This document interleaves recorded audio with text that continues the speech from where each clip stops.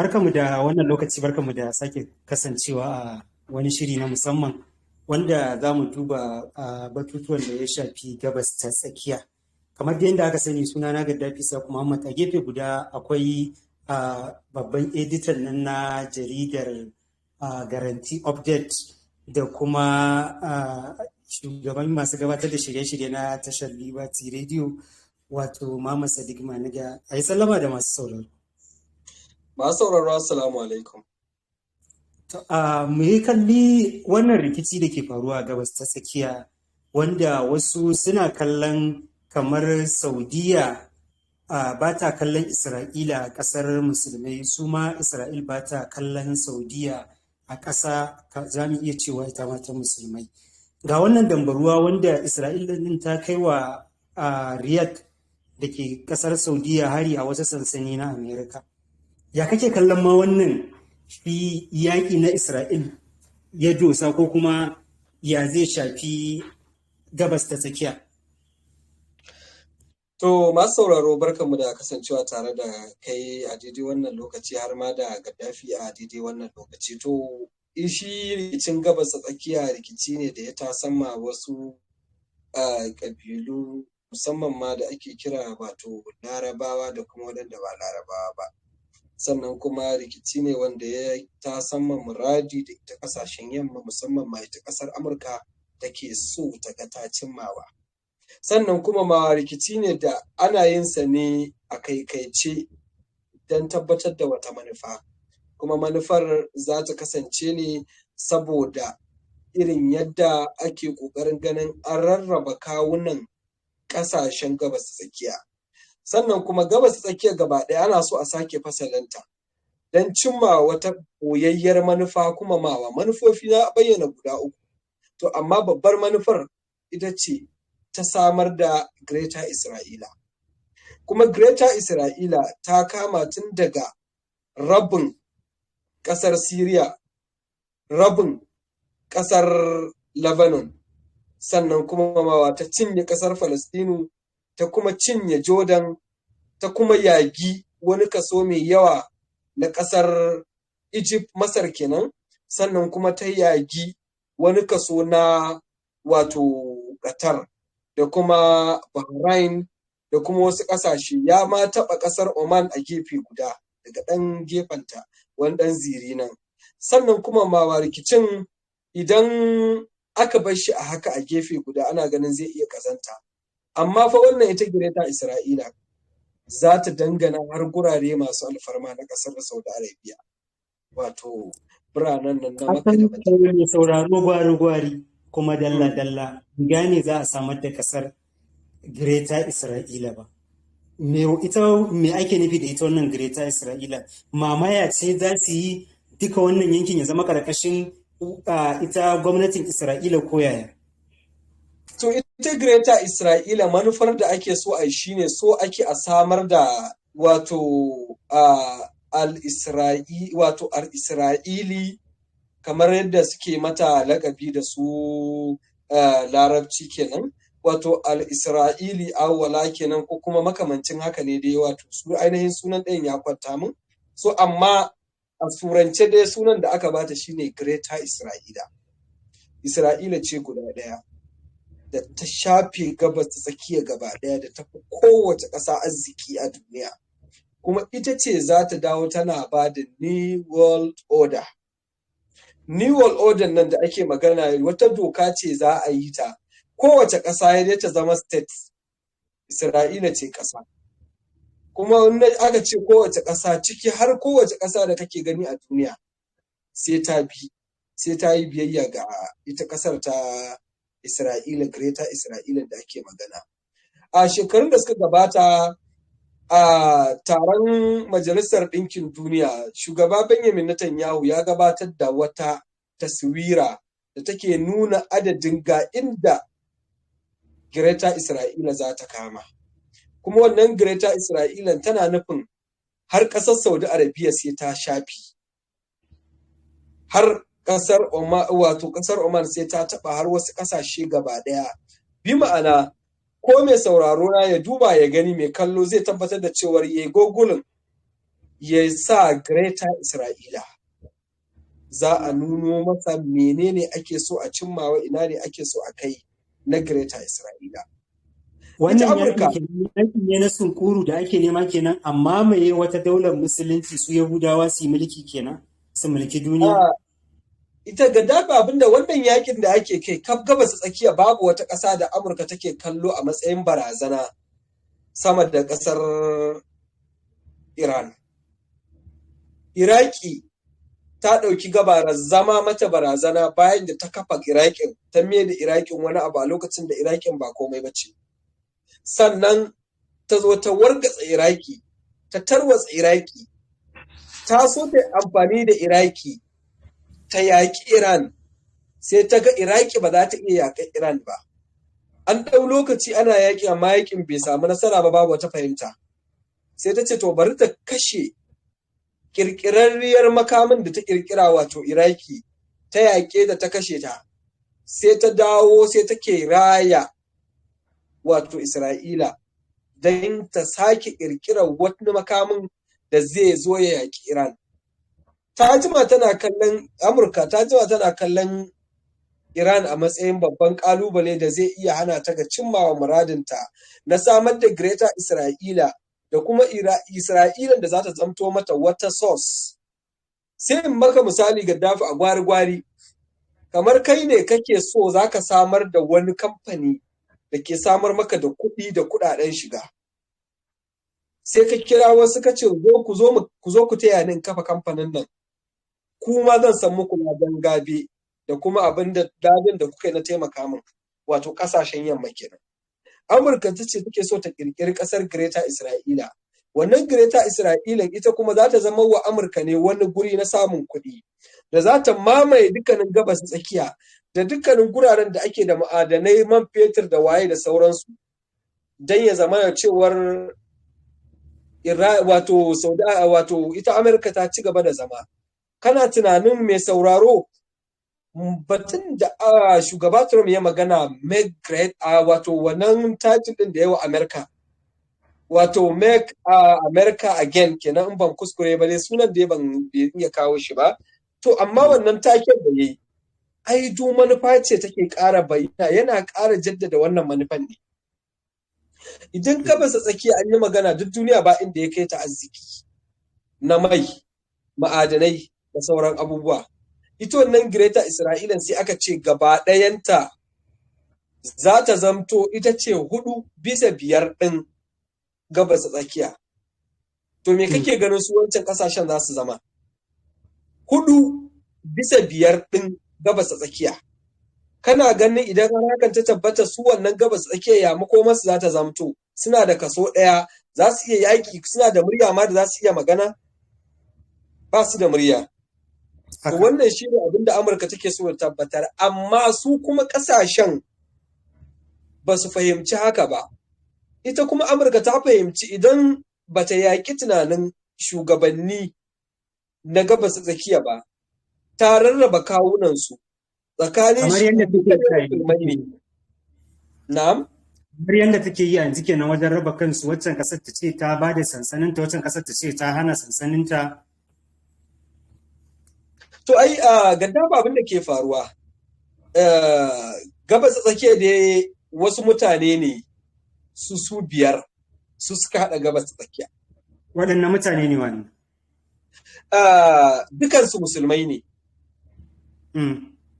Gaddafi babu mutumin da ya kai balarabe wariya da kyamar wanda ba balarabe ba. Balarabe yana da mugun wariya. In kai ba balarabe ba ne, daidai da ke kallon ka da kai ba balarabe ba ne kawai. Sai in baka misali, to a gabas tsakiya akwai Gurɗawa, a gabas tsakiya akwai Larabawa, akwai Iraniyawa, sannan kuma akwai Shi'i, akwai Sunni. 4-5. Waɗannan su ne ke taka rawa. Idan kai shi a gabas tsakiya, ko kai Shi'i ne ko kai Sunni, wannan a ɓangaren addini kenan. A ɓangaren ƙabila kuma, ko kai balarabe ne ko kai ba balarabe ba ne ba. Wannan kurdawa ko kai ba kurde ne ko kai ba kurde ba ne ba. To wannan dai shine abin da ke faruwa. Waɗannan sai Amurka ta tsaya ta yi lissafi ta ga in ba ta tsaya ta yi lissafi ta tsaya ta rarraba kawunan ƙasashen ba, to babu ƙasashen, wato ƙasashen gaba ɗaya ba su iya haɗa kai ba. In kuma ba ta yi haka ba za su iya haɗa kai su yaƙe ta. Gaddafi, a shin a Qatar wane makamai ake kerawa a Qatar? Qatar tana kera makamai ne? Ba ta kerawa. Ba ta kerawa. Saudi Arabia tana kera makamai ne? Ba ta kerawa. Ba ta kerawa. Oman tana kera makamai ne? Ba ta kerawa. Bahrain tana kera makamai ne? Ba ta kerawa. Jordan tana kera makamai ne? Ba ta kerawa. Isra'ila tana kera makamai ne? Tana kerawa. Gaddafi ya aka yi masoyin makiyinka yana kera makamai kai baka kerawa. Sakaci. Sai ka ɗauko masoyin makiyinka ka ce da Allah kare ni. Ka fahimci abin? Masoyin makiyinka shi ka ɗauko ka ce da Allah ka kare ni zan yi bacci, zo ka tsaya a kaina zan yi bacci. Ya sakamakon zai zama? A wannan gangan ne. To wannan shine abin da ke faruwa a gabas tsakiya. Kuma shine abin da ya zamto cewar ƙasashen Larabawa ko ƙasashen gabas tsakiya guda 22 din nan sun tafka kuskuren da za su jima ba su fahimci cewa sun tafka kuskure ba. Sannan da Amurka ta tashi sai ta shiga gabas tsakiya ta ce to kai shi'i ka yadda da sunni? Sai ya ce in sunni ya yadda da ni ma na yadda da shi. Sai ta tambayi sunni shin kin yadda da shi'i? Ta ce kai a'a bai yadda da shi'i ba. Ta dawo ta tambayi Bagurde ka yadda da Balarabe? A'a ban yadda ba. Wannan sai dawo Balarabe ka yadda da Bakurde? A'a ban yadda ba. To ka gaya min maƙiyan juna guda uku suna zaune a gida ɗaya, ka gaya min wannan gidan ya mako masa? Makabarta. Kaga abin da ya rage kawai a sa wa gidan wuta. Kawai. Ya yi zama makabarta tunda dukansu maƙiyan juna ne. To rarraba kawunan ita Amurka da ta yi a gabas tsakiya, rarraba kawunan gabas tsakiya shine ya zamana. Saboda shi ita Iran ba Larabawa ba ne. Iraniyawa ba Larabawa ba ne, yarensu su ma daban, kamar yadda taki ita ma yarenta daban. To haka ita Iran ba Larabawa ba ne ba. To su Larabawa suna ganin Iraniyawa ba Larabawa ba ne ba, don haka ba za su yadda Iraniyawa su mallaki makamin ƙare dangi. Su ringa ƙera makamai masu cin zango, wato nisan zango. Suna kallon su a matsayin makiya saboda makiyansa suna da makaman da su ba su da shi. Hakan yana zama musu wata babbar barazana. Kuma sun kasa fahimtar cewar to tun da dai har makiyanmu suna kera makamai mu ma mu kera mana. A'a, bari in kirawo makiyanmu su kuma su zo su kare mu kawai. Wannan shine abin da ke faruwa a gabas tsakiya.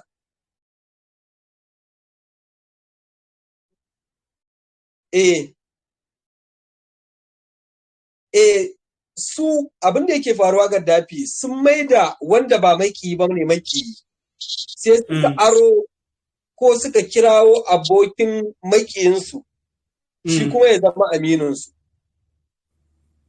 Kaga ai kuskure biyu. Ba ma kaɗan ba ma. Ga wannan fa ba makiyinmu ba ne, sai muka rikidar da shi ya koma makiyinmu. Kawai saboda aƙidanmu da ba ta zama ɗaya da shi ba, kawai ya zama ya koma makiyinmu. Shi ta kuma wannan addininmu ma ba ɗaya ba, to sai muka janyo shi kuma sai ya zama makiyinmu. A ɗan gurguje na ga saboda lokaci mu ga ya kake kallon yanzu yanda Iran ta kai manya-manyan hare-hare a Tel Aviv, inda ita ma Isra'il ta je ta kashe yara a makaranta da dama. Ya kake kallon irin wannan hare-haren? Kana ga wannan yakin ba zai zarme zama yakin duniya ba? Yakin ba zai zama yakin duniya na uku ba, Mm. amma yaƙi ne da za a yi shi wanda zai wuce yaƙin kwana 12 da aka taɓa yi a baya. Saboda ya zarce ne, saboda kaga a yaƙin kwana 12 da aka yi ba a kashe wani babba ba, amma a wannan yaƙi an kashe jagoran juyin juya halin ƙasar Iran. Kuma ita Isra'ila an kakkashe mata manyan kwamandoji, an Mm. kashe mata mataimakin minista na tsaro a ƙasar Isra'ila. Ita kuma Amurka an raunata base ɗinta da manya-manyan radoji, wato manya-manyan matattarorin bayanai, injina da ke tattarawa wa Amurka bayanai a gabas tsakiya an tattarwatsa su, an lalata su. Mm. To, wannan na ya nufin yakin ya fi na damu ne. Kaga ba Kuma karamar asara wannan yakin ya jawo ba kenan. ya jawo wa Amurka asarar dala biliyan 2. Amma ita Iran har yanzu ba a kai ga kiyasta adadin asarar da ya mata ba. Amma ya jawo Amma kana Amurka ga kimanin dala asarar da biliyan. Iran ta yi da Amurka wacce ce za ta fi samun asara? Tunda ita za ta fitar da ƙididdiga duk da ana kallon Amerika a ƙasar da ta fi yaɗa propaganda. To a zahiri asarar da aka yi wa Iran sai ta fi jinta a zuciya, saboda su suna sa abu a zuciya. Su kuma Amurka asarar da aka musu za ta taɓa su, za ta musu ciwo a gefe guda, amma in sun fito cikin jama'a ba su ke nunawa ba. Amma asarar su ta fi yawa. Asarar Amurka ta fi yawa ninkin ba ninkin, amma su ba sa abu a ransu, da idan an musu asara su ce za su ji zafin wannan asarar.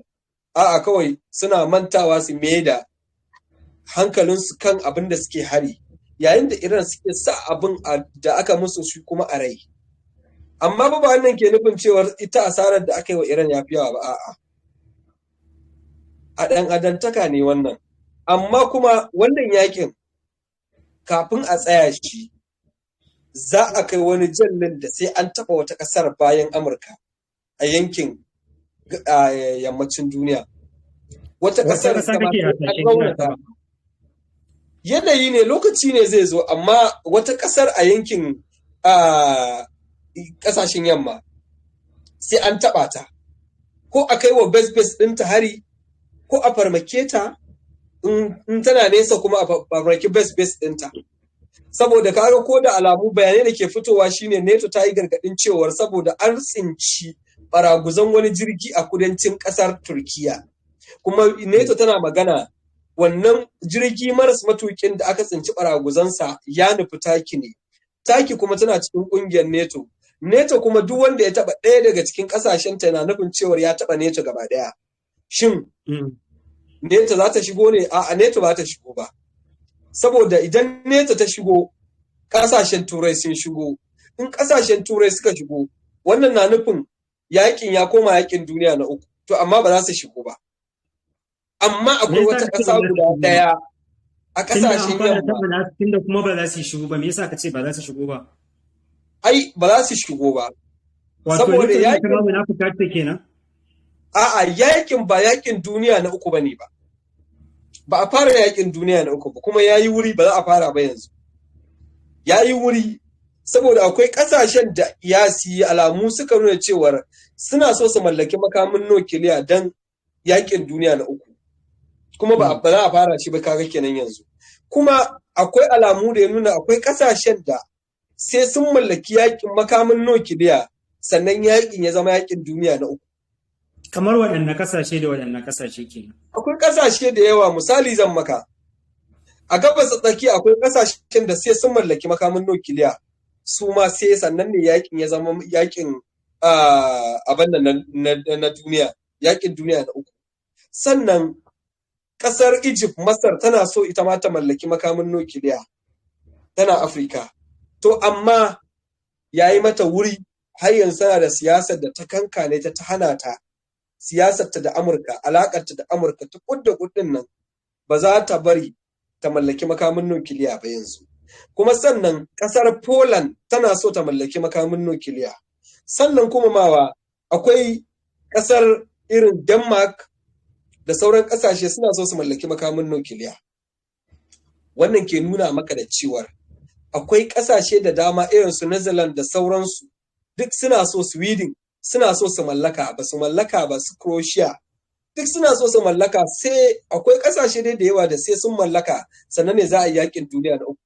Amma wannan yakin kamar yadda Amurka take magana ta ba shi sati uku, yakin nan ba zai kai sati uku ba, amma za a ƙara farmakar sojojin Amurka da yawa, kuma shugaba Trump zai ci gaba da fuskantar ƙalubale mai yawan gaske, ƙalubale na gaske ba.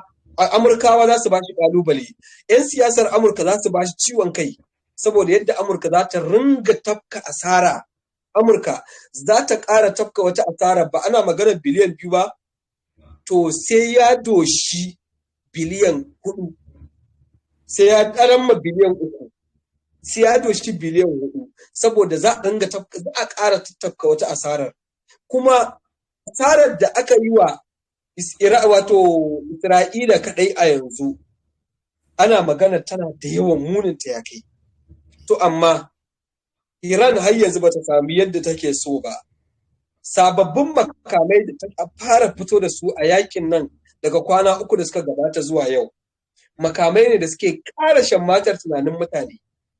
Kuma makaman nan in suka ci gaba da sauka a biranen Tel Aviv da Haifa da sauran birane na Isra'ila, to za kuma a fara ƙara yin wani lissafi wanda ba wannan lissafin ake ba. Iraniyawa sun fara sayan abinci don su ƙara ɓoyewa. To amma wannan na nuni da cewar yakin ba na ƙara ba ne. Yakin ka iya yiwa ya kai kwana 15 ko kusa da haka. Yakin. Kuma Iran za ta ƙara tafka wasu asare-asare. Amma akwai makamai na ƙare dangi, wato na nukiliya da ake jin tsoron kar a taɓa. In dai ba a kai hari wannan cibiyar da aka tabbatar akwai makamin nukiliya a gurin ba, yakin duniya ba zai ta yi kasar Iran din kenan? Na'am? Dan kasar Iran din kenan? Ai ita Iran ta farmaki cibiyar makaman nukiliya ta Isra'ila guda ɗaya, ta tarwatsa ta, amma ba makamin nan a ciki. Saboda inda da wannan makamin a ciki, da yanzu gabas tsakiya an fara lissafin miliyoyin mutane sun mutu kafin a tsallaka wasu nahiyoyin. Saboda shi makamin ƙare dangi shine makami mafi muni da haɗari a doron duniya da ɗan adam ya taɓa ƙirƙira. Kuma makamin nukiliya shine makamin da ake magana, sakan ake lissafi, da kafin ka ce ko ka ƙifta ido da bismillah, ƙasa ta diddige, al'umma gine-gine duk sun diddige sun koma babu, daga kawai ka ga mutum yana marmashewa kamar iska, kamar irin alewar sweet campo ta samu ruwa, ya kake gani? Kamar haka mutum yake komawa ya diddige, gini gida ya diddige kamar haka ya zube. Makamin nukiliya kenan. Ba a taɓa ƙirƙirar wani makami mai haɗarin wannan ba. Kuma sai ƙirƙirar makamin nukiliyan sai ta zama wata siyasa, sai aka siyasantar da ita. In kana da makamin nukiliya sai a ringa shakkaka, ba sosai za a ringa takalaka ba. In baka da makami na nukiliya an ringa maka hawan ƙawara. Misali zan maka, yanzu da a ce ƙasashen gabas tsakiya suna da makamin nukiliya, da babu wata ƙasa da Isra'ila za ta ringa farmaki kai tsaye, kamar yadda ta ringa farmakar Lebanon kai tsaye, kamar yadda ta ringa farmakar Syria a yankin Shuwaida da sauran yankuna da na Gaza da sauran yankuna ne, to ba ta ringa farmakar su ba. Wannan na nuna maka cewa ita Iran din kenan saboda sun san tana da ita. Iran bata, ai shi marigayi Ali Khamenei shi ya hana Iran ta mallaki makamin nukiliya. Da ya sakar wa Iran mara, ya ba ta ɗinsa kawai, ta tasa, to kawai da ya isa Iran a ce ta ma mallaki makamin nukiliya, da wani zancen ake ba wannan ba. Kawai dai Iran su fito su ce sun samu ba suna yi ba. Yanzu babu Khomeini. Me kake tunani Gaddafi da kai da masu sauraro me kuke tunanin zai faru? To, Allah ne barwa kanshi sani. Za mu gintse shi a wannan lokaci, duba da yanayi na lokaci a kutara in Allah da wani lokacin za mu sake ɗauko wani batun wanda ya shafi gabas ta tsakiyar da ma sauran wasu batutuwa da za mu rika tattaunawa da ku. Suna na Gaddafi Saku Muhammad.